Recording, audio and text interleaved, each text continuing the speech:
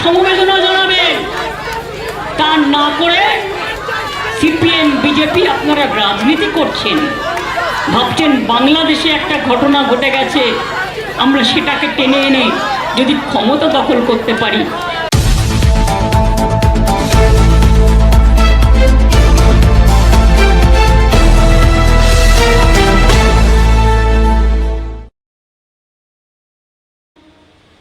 কোন অ্যাকশনটা নিইনি?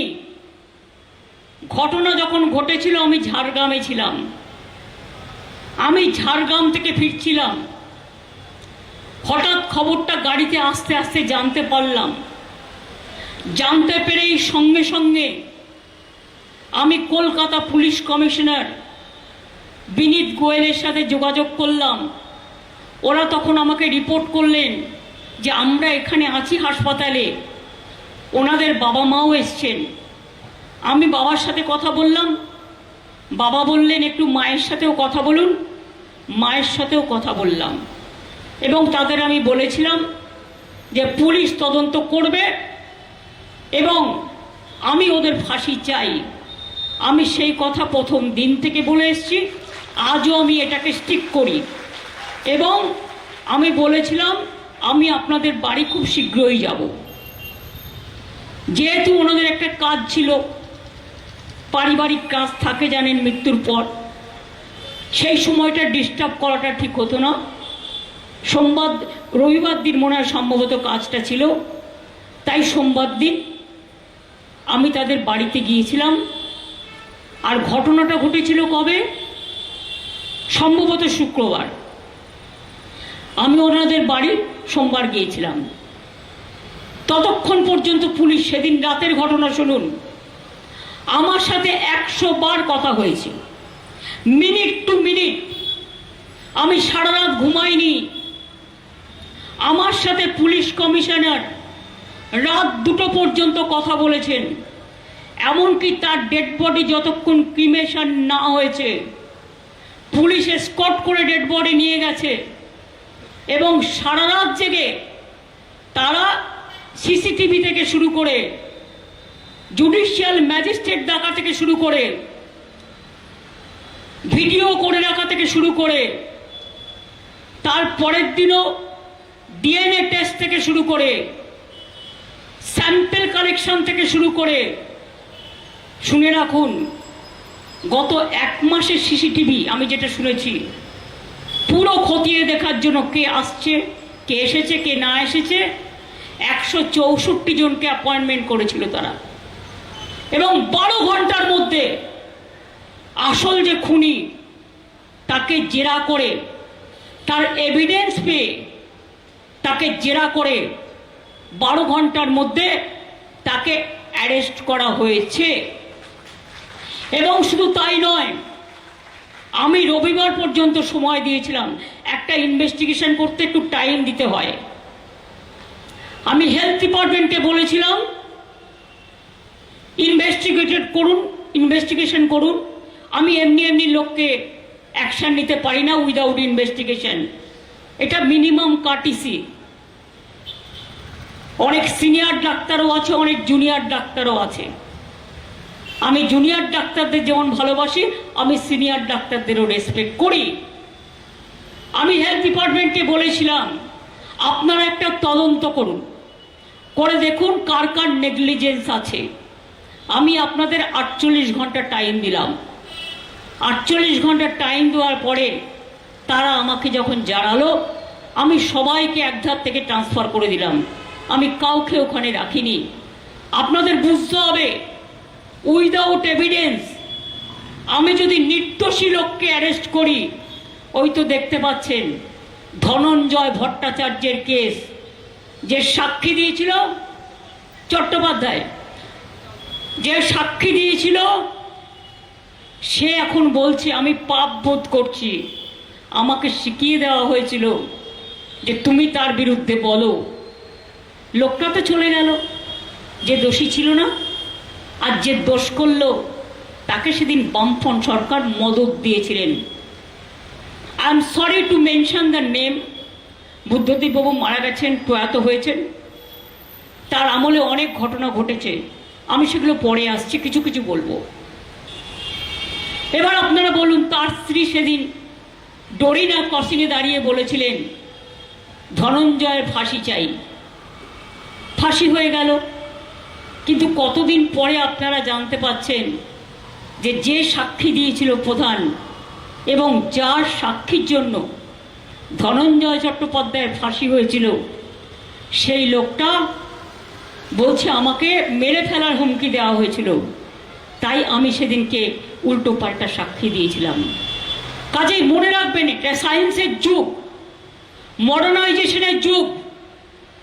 আপনি একটা দোষী লোককে ফাঁসি দিন, আমাদের কোনো আপত্তি নেই, কিন্তু নির্দোষীদের যেন শাস্তি দেওয়া না হয়, এটা মাথায় রাখবেন। একটা হাজারটা দোষী লোককে আপনি ধরুন, ফাঁসির কাঠে চড়িয়ে দিন, আমাদের কেউ ইন্টারফেয়ার করবে না।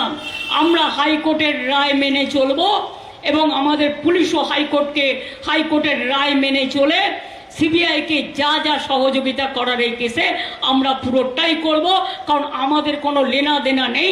আমরা চাই এই পাশবিক হত্যার বিরুদ্ধে নিশ্চয়ই তারা দোষী ব্যক্তিকে ফাঁসি দিন। এবং আমরা রোববার পর্যন্ত টাইম নিয়েছিলাম, সেটুকু যারা সহ্য করতে না পেরে, আমি তো সোমবার তাদের বাড়ি গিয়েছিলাম, মঙ্গল বুধ বৃহস্পতি শুক্র শনি রবিবার আমি বলেছিলাম যদি সবটা তদন্ত শেষ না হয় আমি নিজে সিবিআইকে দিয়ে দেবো। 34 জনকে পুলিশ অলরেডি ডেকে কথা বলেছিল শুনেছি, এবং আরও অনেকে ওদের লিস্টে ছিল, তাদের এই 4-5 দিনের মধ্যে ডেকে কথা বলতো।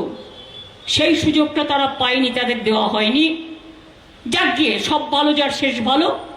আমরা চাই হাইকোর্ট যখন ডিসিশন নিয়ে সিবিআইকে দিয়েছেন, আমার কোনো আপত্তি নেই, কারণ আমাকে দিতে হলো না।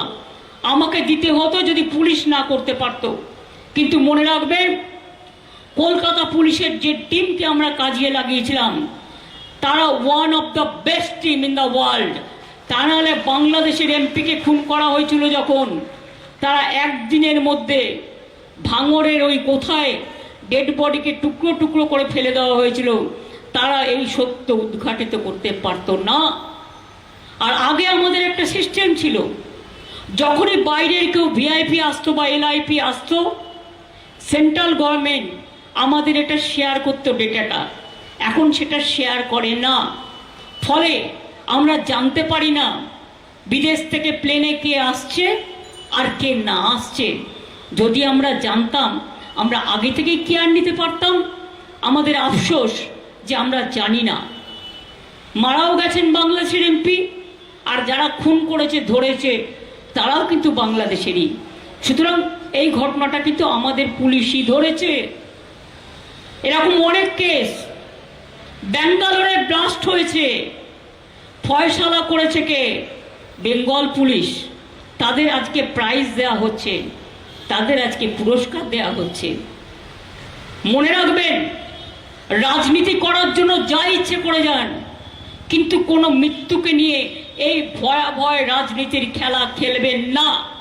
আজকে আত্মার প্রতি শান্তি জানান, পরিবারের প্রতি সমবেদনা জানান, যাতে এই সামাজিক ব্যাধি আমরা সবাই মিলে, আজও যদি একটা ঘটনা ঘটে, উত্তরপ্রদেশে ঘটেছে, মধ্যপ্রদেশে ঘটেছে, দিল্লিতে ঘটেছে, রাজস্থানে ঘটেছে, মণিপুরে 100 মহিলাকে নার্স সমেত নেকেডলি প্যারেড করা হয়েছে ধর্ষণ করে।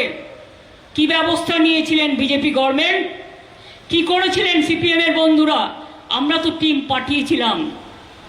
জিজ্ঞেস করুন, হাতরাসে যে মেয়েটি ধর্ষিতা হয়েছিল, তাকে যখন কোর্টে যাচ্ছিল, তাকে জীবন্ত তার গায়ে অগ্নিসংযোগ করে তাকে হত্যা করা হয়েছিল। কি করছিল উত্তরপ্রদেশের পুলিশ? উনাওতে যখন ঘটনা ঘটেছিল, বিজেপি আপনি সরকারে ছিলেন, আপনার রাজ্য সরকার, কি করেছিলেন আপনারা? আমি কংগ্রেসকেও জিজ্ঞেস করব, আপনাদেরও তো অনেক সরকার অনেক জায়গায় আছে, কোনটার ব্যাপারে কি সিদ্ধান্ত নিয়েছিলেন? আমি সিপিএমকে জিজ্ঞেস করব, মনে পড়ে বানতলায় ডক্টর অনিতা দেওয়ানের কথা, যাকে গণধর্ষণ করে হত্যা করা হয়েছিল, বামফ্রন্ট সরকার আজকে ভুলে গেছেন? সিপিএম দল যারা ফেসবুক আর সোশ্যাল নেটওয়ার্কে টুইটারের মাধ্যমে সস্তার রাজনীতি করবার জন্য আয়নায় নিজের মুখ দেখছেন না, নিজেদের আমলে কি করেছিলেন আজকে অনেকে জানে না এ ঘটনা।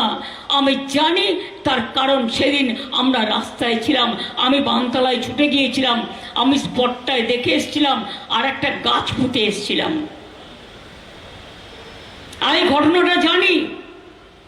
19 জন আনন্দমার্গীকে জীবন্ত বালিগঞ্জ বিজন সেতুর ওপর পুড়িয়ে মেরেছিল কারা? সিপিএম দল। আমি আপনাদের কাছে জানতে চাইছি, জিজ্ঞেস করুন, নন্দীগ্রামে গুলি চালিয়ে 14 জনকে হত্যা এবং 10 জনকে বাসে বেঁধে নিয়ে গঙ্গার জলে, হলদি নদীর জলে ভাসিয়ে দিয়ে কার আমলে হয়েছিল? সিঙ্গুরে তাপসী মালিককে কৃষক কন্যা পুড়িয়ে দিয়ে, ধর্ষণ করে পুড়িয়ে দেওয়া হয়েছিল। যেখানে লক্ষ্মী পুজো হয়েছিল, যে উনুনে রান্না হয়েছিল, সেই উনুনে কি করছিলেন আপনারা তখন? বর্ণালী দত্ত নার্স কুচবিহারে যখন তাকে হত্যা করলেন নিষ্ঠুরভাবে, কি করছিলেন তখন আপনারা? সোশ্যাল নেটওয়ার্ক তখন ছিল না, তাই অনেকেই জানতে পারেনি, কিন্তু আমি জানি। তার কারণ আমার জীবনের প্রথম দিন থেকে আমি আন্দোলনের সাথে যুক্ত, এবং আমি জানি কোনটা সঠিক আন্দোলন আর কোনটা বেঠিক আন্দোলন। এই কথাগুলোর জবাব দেবেন কি? বেহালার মানুষ নিশ্চয়ই বলেননি। বেহালায় জেমস লং সরণি ঢুকতে মাথায় রঘুনন্দন তিওয়ারিকে গুলি করে হত্যা করা হয়েছিল 1 আগস্ট, সম্ভবত 3 আগস্ট বিমলা দে টিচার, তাকে হাওড়াতে গুলি করে হত্যা করা হয়েছিল। আর 3 আগস্ট কুচবিহারে রবিন বিমান হায়দারকে গুলি করে হত্যা করেছিলেন আপনারা। আর 8 আগস্ট বিমলাদাকে হত্যা করেছিলেন আপনারা। সে আহত হয়ে ভর্তি ছিল, তারপরে সে মারা যায়। শান্তিপুরে কত গুলি চালিয়ে কৃষক মেরেছেন, রাজারহাটে কৃষক মেরেছেন কত, সারা বাংলায় ছড়িয়ে আছে আপনাদের নৃশংস হত্যা কাহিনী। কত মানুষের কঙ্কাল পুঁতে দিয়েছেন মাটিতে। একসাথে কেশপুরে কত মানুষকে হত্যা করেছিলেন, কঙ্কাল কাহিনী সব ভুলে গেছি আমরা। আর আজকে আপনারা রাস্তায় নেমেছেন, একটা ঘটনাকে কোথায় দুঃখ জানাবেন, তার শান্তি কামনা করবেন, তার পরিবারকে সমবেদনা জানাবেন, তা না করে সিপিএম বিজেপি আপনারা রাজনীতি করছেন। ভাবছেন বাংলাদেশে একটা ঘটনা ঘটে গেছে, আমরা সেটাকে টেনে এনে যদি ক্ষমতা দখল করতে পারি। আমি বলি, আমি ক্ষমতার মায়া করি না। আমি মনে করি যতদিন বাঁচব মানুষের সেবা করে যাব, মানুষকে জাস্টিস দিয়ে যাব। যার জন্যই আমি ফাঁসির দাবি করেছিলাম এবং আমাদের পুলিশদের দিয়ে অনেক কাজ করিয়েছিলাম। তা সত্ত্বেও হাইকোর্টে গেলেন আপনারা। আপনাদের তো একজনই আছেন যিনি হাইকোর্টে গিয়ে ছাত্রছাত্রীদের কাছে টাকা খেয়ে তাদের চাকরিও নস্যাৎ করে দেন। 26,000 টিচারের চাকরিও হঠাৎ করে বাতিল করে দেয়। ওবিসি রিজার্ভেশনও আপনারাই সমস্ত মামলা করে বাতিল করে দেন। একবারও ভাবলেন না এই লোকগুলো কোথায় যাবে? ছাত্রছাত্রীরা আমাদের বন্ধু নয়। তার মানে কি 26,000 শিক্ষক শিক্ষিকার চাকরি যাদের খাচ্ছেন তারাও কিন্তু নতুন যৌবন। তখন ভাবনাটা আসে না নতুন করে টিচার রিক্রুটমেন্ট 1 লক্ষ হতে পারে। আপনারা কোর্টে কেস করে করে প্রত্যেকটা আটকান। আর আমি ভেবে পাই না এটা বিচারালয়ের সিস্টেম কি ব্যবস্থা আমি জানি না। আমরা তো জাস্টিস চাই তাদের জন্য, কিন্তু বলুন তো কেন একজন সিপিএম এর রাজ্যসভার এমপি তিনি তো পলিটিক্যাল বায়াস লোক, তার কথা মতো তিনি তো পলিটিক্যাল কথা বলবেন, তিনি তো ইম্পার্শিয়াল কথা বলবেন না। এই সব কেসে ইম্পার্শিয়াল লোকের মতামত নেওয়া খুব জরুরি। অনেক লয়ার আছে, সে হয়তো রাজ্যসভার এমপি নয়, সে হয়তো সিপিএমের নেতা নয় বা বিজেপির নেতা নয়, আর ঘটনা ঘটার আগেই কাকে কাকে অ্যারেস্ট করা হবে সেটা আবার গদ্দার বাবু বলে দিচ্ছেন। তার মানেটা কি? আপনারা কি চান না যে আসল দোষী শাস্তি পাক? আপনারা কি চান না আসল কালপিট ধরা পড়ুক? আপনারা কি মনে করেন যে আমরা ছায়ে মুখ ঢেকে আছি না কাগজে মুখ ঢেকে বসে আছি? আমরা আপনাদের চলাচল লক্ষ্য করছি, আপনাদের বলাবল লক্ষ্য করছি, সোশ্যাল নেটেতে যা পাচ্ছেন, যার নামে ইচ্ছে অকথা কুকথা বলছেন, সবটাই মিথ্যে। আমি আপনাদের বলবো 1% যদি ঠিক হয়, 99% অসত্য কথা, কুকথা, অকথা, মিথ্যা, কুৎসা, অপপ্রচারের ঢেউ করছেন। তার কারণ বাংলায় শান্তি থাক, এটা আপনারা চান না। বাংলা মা ভালো থাক, এটা আপনারা চান না। বাংলার বদনাম করতে চান আপনারা সারা পৃথিবী জুড়ে, তাই আপনারা এই রাজনীতি করছেন। আমরা কিন্তু কোনোদিনও এই রাজনীতিটা করিনি। আমরা আন্দোলন যেটা করবার প্রয়োজন ছিল আমরা করেছি। আন্দোলন করতে করতে আমার মাথায় ব্রেন অপারেশন হয়েছে, মৃত্যুর হাত থেকে বেঁচেছিলাম। হাজরায় কেন আমায় হত্যা করতে গেছিলেন? কার নির্দেশে সেদিনকে লোহার ডান্ডা, লাঠির ডান্ডা পড়েছিল? মৃত্যুর হাত থেকে বেঁচে এসেছিলাম। গাড়ির নিচে কেন আমায় অ্যাটাক করেছিলেন? গাড়িটাকে পুরো ভেঙে চুরচুর করে বলুন কেন গুলি চালিয়েছিলেন? সেদিন তো একটি ছেলে এসে হাত তোলায়, তার নাম ছিল সম্ভবত আক্তার।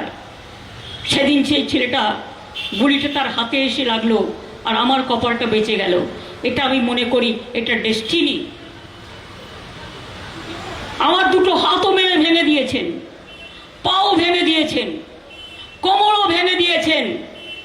এমনকি বিজেপি, মনে পড়ে নন্দীগ্রামে যখন মিটিং করতে গেছিলাম, আমাকে ওই পা, আমার লিগামেন্টটা টোটাল থেতলে গেছিল প্রায়, তাই নিয়ে আমাকে প্লাস্টার করে আমাকে 1 মাস ইলেকশনে প্রচার করতে হয়েছিল। ভুলে যাবেন না এসব কথা।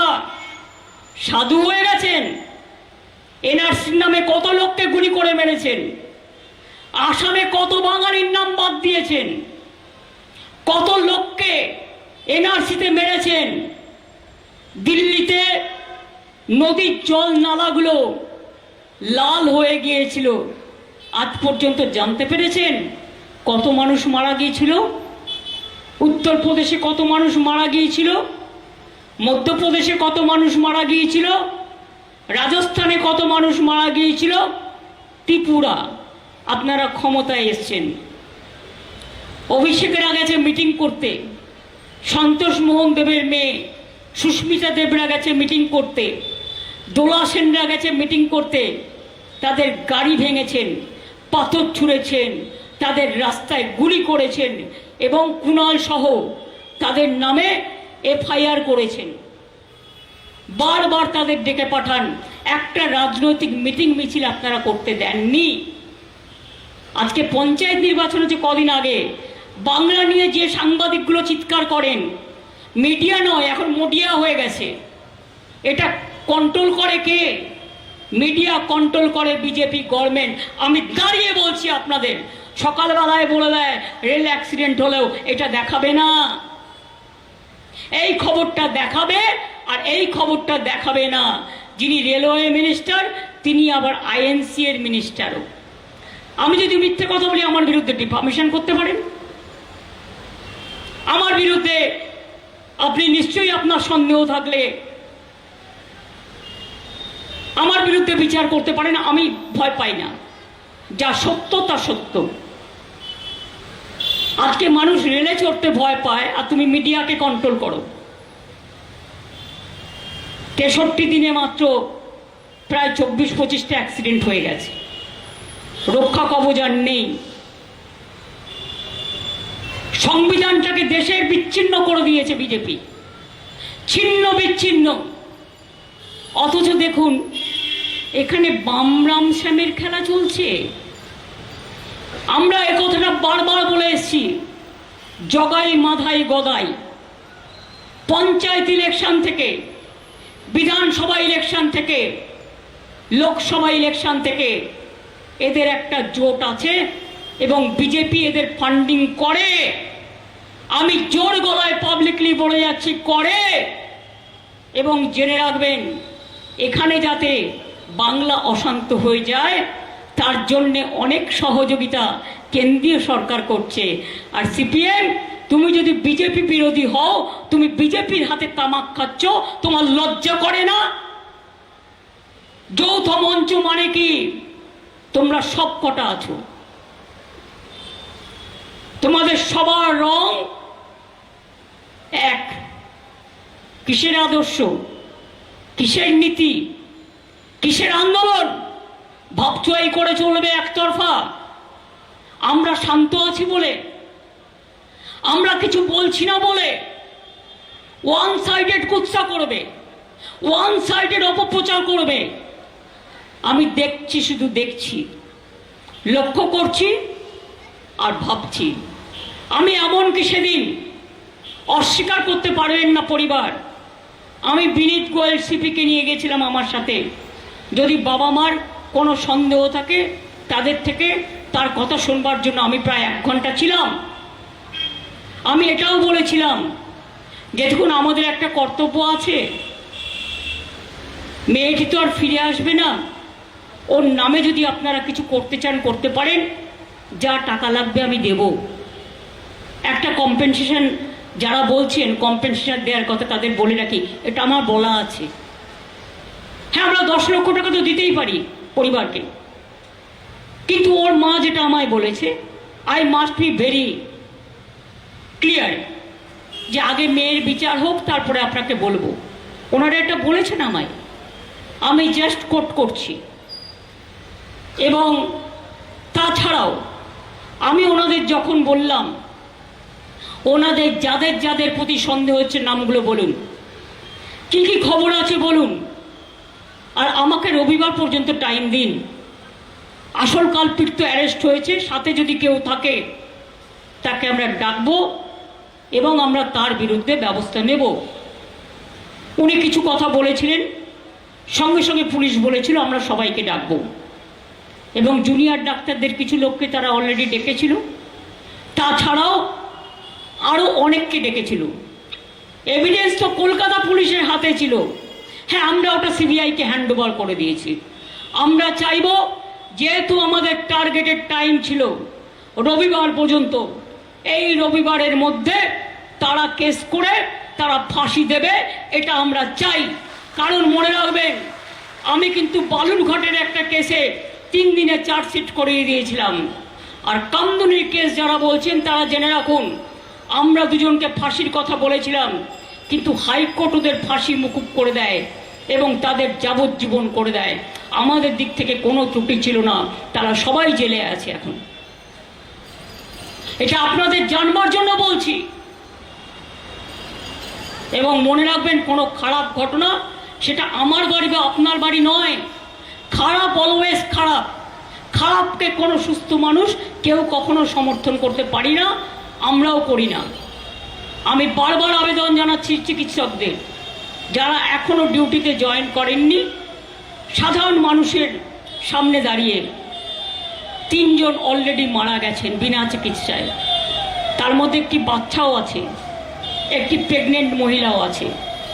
আপনারা কিন্তু চিকিৎসা দিতে অঙ্গীকারবদ্ধ। 5 দিন তো হয়ে গেল, দয়া করে আপনারা অনুগ্রহ করে, আর কি বলতে পারি, আপনাদের পায়ে ধরে বলছি, তাতে যদি আপনাদের চরণ যুগলগুলো ভালো থাকে, যে আপনারা দয়া করে মানুষকে পরিষেবা দিন, চিকিৎসাটা করুন। কারণ চিকিৎসার জন্য আপনারা অ্যাপয়েন্টেড হয়েছেন। আপনারা ট্রেনিং করলেও আপনারা একটা হসপিটালে কাজ করেন, কাজ বাকি রেখে আন্দোলন করেছেন তো 4-5 দিন, কেউ কিছু বলেনি।